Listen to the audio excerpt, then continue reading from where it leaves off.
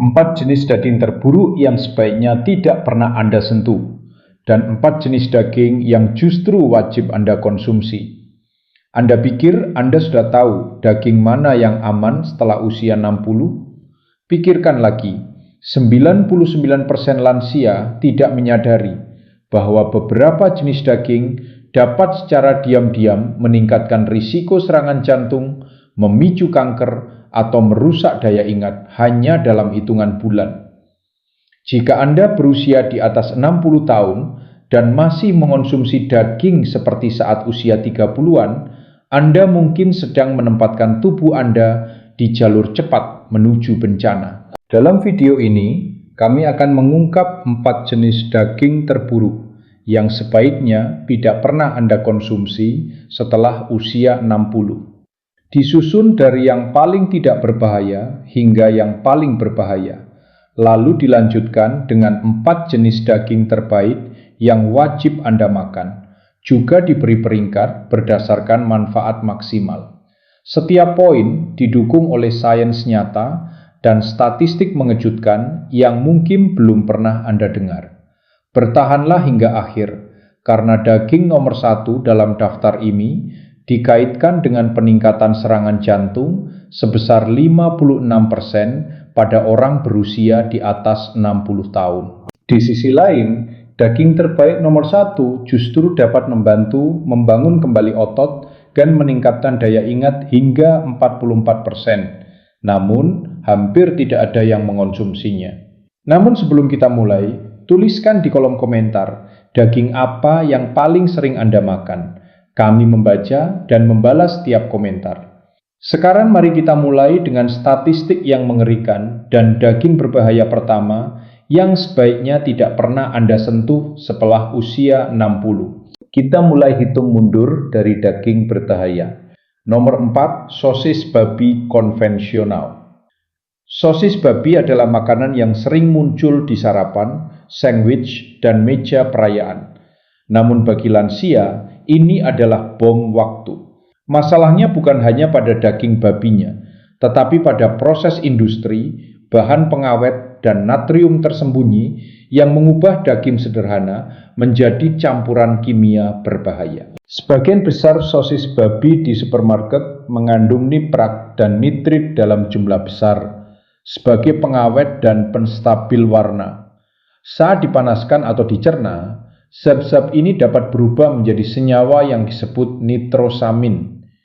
Nitrosamin dikenal sebagai karsinogen, artinya dapat merusak DNA secara langsung dan memicu pertumbuhan kanker. Pada orang lanjut usia dengan pencernaan yang lebih lambat dan sistem detoksifikasi yang kurang efektif, risiko ini meningkat setiap kali dikonsumsi.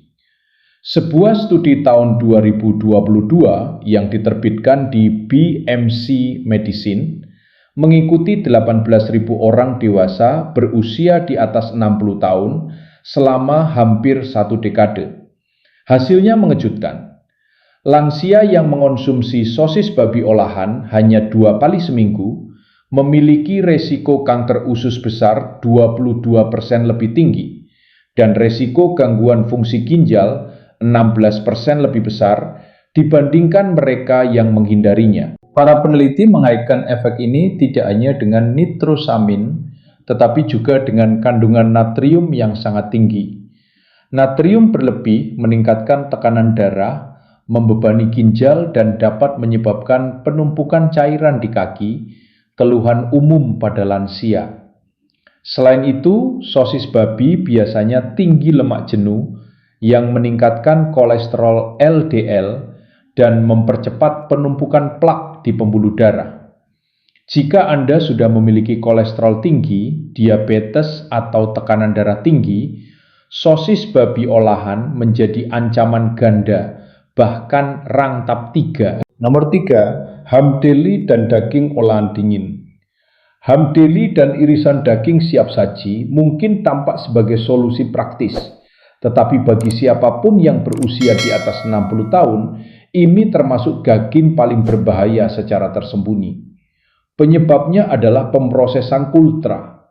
Sebagian besar daging deli seperti ham, kalkun, boloja, dan roast beef syarat dengan garam, perisa buatan, gula, dan pengawet. Sodium nitrit adalah salah satu pelaku utama. Di dalam tubuh, zat ini dapat bereaksi dengan asam amino dari daging dan membentuk nitrosamin penyebab kanker.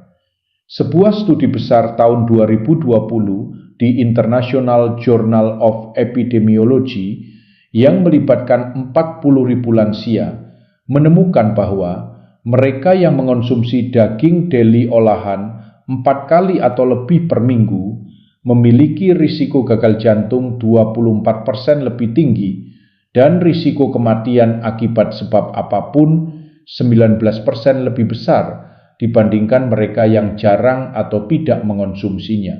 Daging geli juga sering mengandung gula tersembunyi dan fosfat yang dapat meningkatkan gula darah dan membebani ginjal, terutama bagi penderita tekanan darah tinggi atau diabetes. Kandungan natrium yang sangat tinggi juga meningkatkan tekanan darah dan menyebabkan retensi cairan yang memicu pembengkakan di pergelangan kaki dan kaki.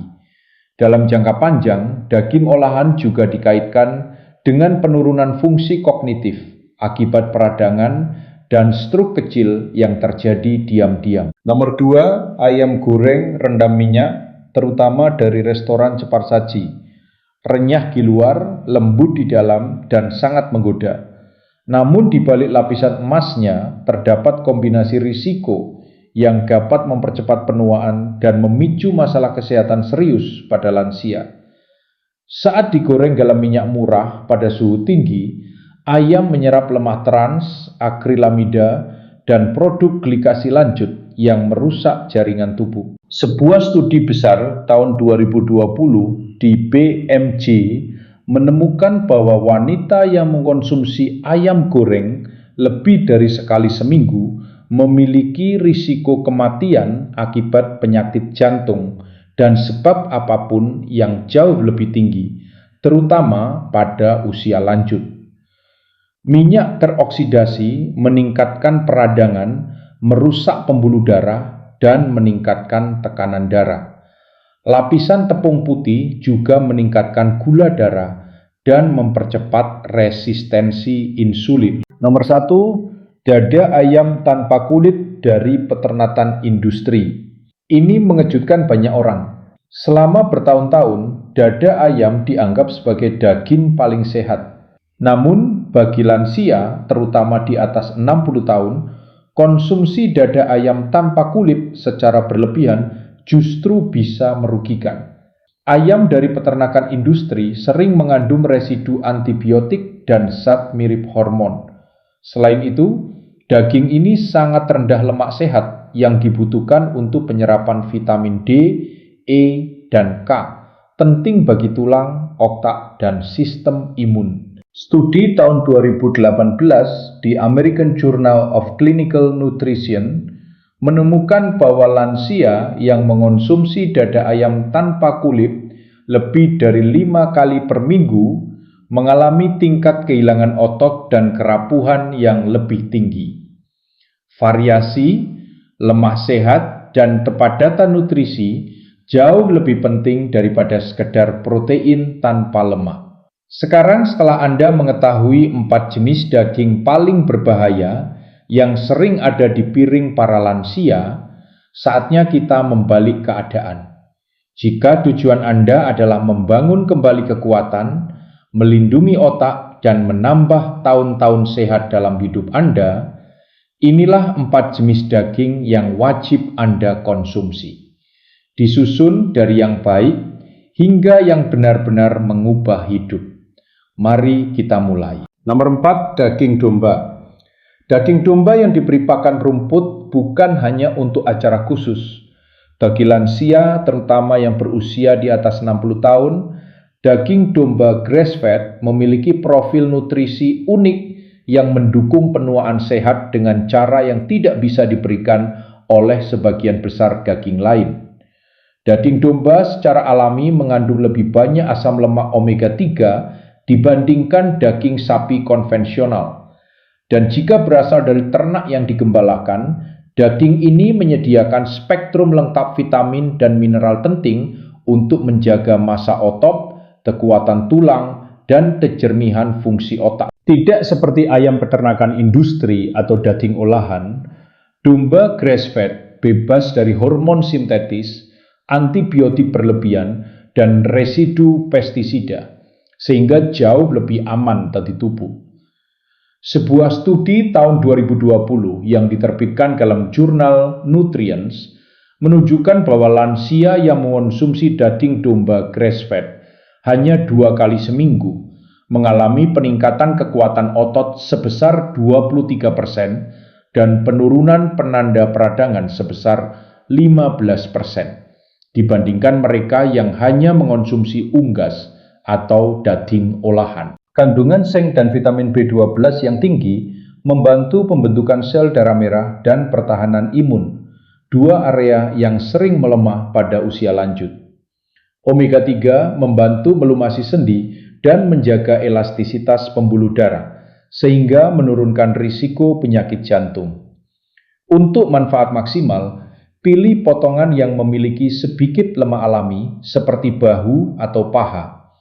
Panggang, rebus perlahan, atau grill dengan rosemary, bawang putih, dan minyak zaitun. Hindari daging domba goreng atau berlapis tepung. Cukup beberapa ons 2-3 kali seminggu sudah memberikan peningkatan nutrisi yang signifikan bagi tubuh. Nomor 3, bebek. Bebek yang diternakkan secara bebas atau digembalakan mungkin jarang muncul di menu lansia, tetapi sebenarnya layak untuk kembali dikonsumsi, terutama jika Anda peduli pada kesehatan jantung, energi, dan pengendalian peradangan. Yang membedakan bebek dari ayam atau kalkun adalah kepadatan nutrisinya. Daging bebek kaya zat besi, selenium, dan lemak sehat. Bebek free range mengandung omega 3 yang lebih tinggi dibandingkan hampir semua unggas lain, sehingga sangat baik untuk fungsi otak dan kesehatan pembuluh darah. Sebuah studi tahun 2019 di Frontiers in Nutrition menunjukkan bahwa lansia yang menambahkan daging bebek ke dalam menu 2 kali seminggu selama 6 bulan mengalami peningkatan fungsi kognitif sebesar 19% dan penurunan peradangan sebesar 21%. Daging bebek juga mengandung zat besi heme yang mudah diserap tubuh, penting untuk mencegah anemia dan kelelahan kronis.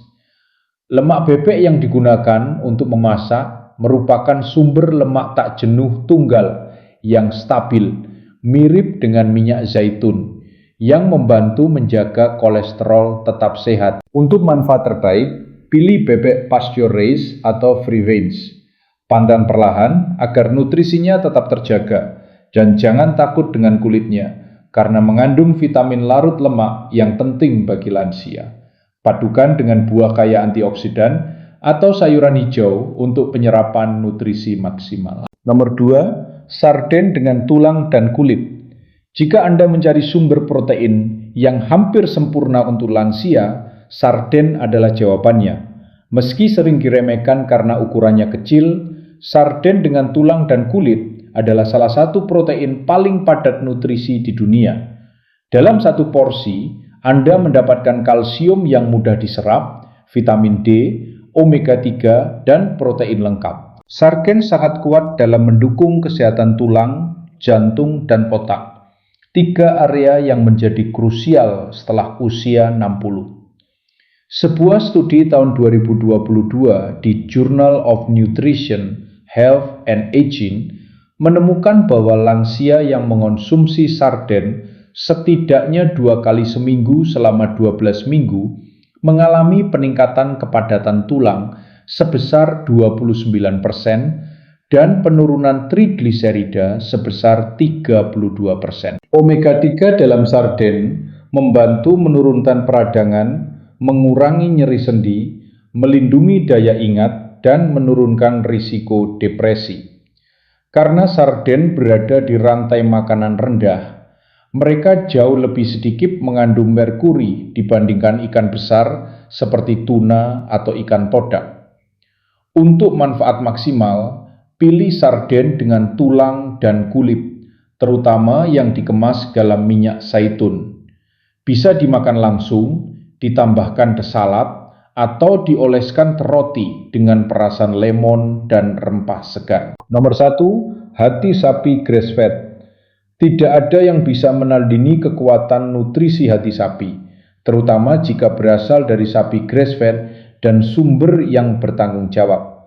Hati sapi adalah makanan super untuk lansia yang ingin benar-benar berkembang setelah usia 60. Kaya vitamin A yang mudah diserap, seluruh vitamin B terutama B12, zat besi heme, tembaga, seng, dan koenzim Q10 yang membantu produksi energi sel. Sebuah uji klinis tahun 2023 yang diterbitkan di Nutrients menunjukkan bahwa lansia yang mengonsumsi 100 gram hati sapi 2 kali seminggu selama 10 minggu mengalami peningkatan energi sebesar 44%, peningkatan daya ingat sebesar 37%, serta peningkatan signifikan kadar hemoglobin dan zat besi. Vitamin A mendukung penglihatan dan imunitas. Vitamin B dan zat besi mendukung sel darah merah dan stamina. Pilih selalu hati sapi grass fed atau pasture raised. Rendam dalam susu atau air lemon sebelum dimasak untuk mengurangi rasa kuatnya. Tumis cepat dengan bawang dan rempah agar nutrisinya tetap terjaga. Jika sulit dikonsumsi langsung, campurkan sedikit ke dalam bakso, sup, atau semur. Hati sapi bukan sekedar makanan kuno. Bagi lansia, ini adalah bentuk nutrisi modern yang bekerja seperti obat alami. Tidak ada jenis daging lain yang memberikan dampak secepat dan sekuat ini. Jika selama ini Anda hanya mengandalkan daging otot seperti ayam atau daging sapi tanpa jeroan, Anda sedang melewatkan cara yang telah teruji waktu untuk benar-benar melawan dampak penuaan. Kuncinya bukan jumlah besar, melainkan konsistensi dan kualitas. Sedikit hati sapi dikonsumsi secara teratur dapat memberikan perubahan nyata pada energi, kekuatan, dan kejernihan mental Anda. Sekarang Anda sudah mengetahui gambaran lengkapnya. Inilah daging-daging yang secara diam-diam dapat merusak kesehatan Anda setelah usia 60. Dan inilah daging-daging yang justru mampu membangun kembali kekuatan tubuh, melindungi otak, dan menambah tahun-tahun sehat dalam hidup Anda. Ini bukan hanya soal mengurangi makanan tertentu. Ini tentang membuat pilihan yang lebih cerdas setiap kali Anda duduk untuk makan. Apa yang Anda letakkan di piring Anda memengaruhi segalanya. Cara Anda bergerak, cara Anda berpikir, cara Anda merasa setiap hari. Kebiasaan makan yang sama yang dulu terasa aman bisa menjadi beban besar bagi tubuh yang menua. Namun, dengan pengetahuan yang tepat, makanan bisa kembali menjadi alat penyembuhan, bukan sumber masalah. Dari sosis babi olahan hingga dada ayam tanpa kulit yang dikonsumsi berlebihan, Anda telah melihat bagaimana makanan yang tampak normal atau bahkan sehat dapat membawa risiko serius bagi lansia. Di sisi lain, daging seperti domba grass-fed, bebek free-range, sarden utuh, dan hati sapi grass-fed menunjukkan bahwa nutrisi padat, lemak sehat, dan variasi adalah fondasi sejati dari penuaan yang kuat dan bermartabat. Pertanyaannya sekarang, daging mana yang paling mengejutkan Anda? Apakah Anda tidak menyangka bahwa dada ayam tanpa kulit bisa menjadi masalah? Atau Anda baru menyadari betapa kuatnya manfaat sarden dan hati sapi? Tuliskan di kolom komentar. Kami membaca dan membalas setiap komentar satu persatu. Jika Anda ingin lebih banyak video kesehatan lansia yang didukung oleh sains nyata dan penjelasan yang jujur, pastikan untuk berlangganan dan mengaktifkan notifikasi. Jangan biarkan kebiasaan lama menentukan masa depan Anda. Biarkan pengetahuan memandu pilihan makan Anda berikutnya. Jika Anda memiliki pertanyaan atau ingin berbagi pengalaman pribadi tentang perubahan pola makan setelah usia 60, jangan ragu untuk meninggalkan komentar di bawah. Terima kasih sudah menonton.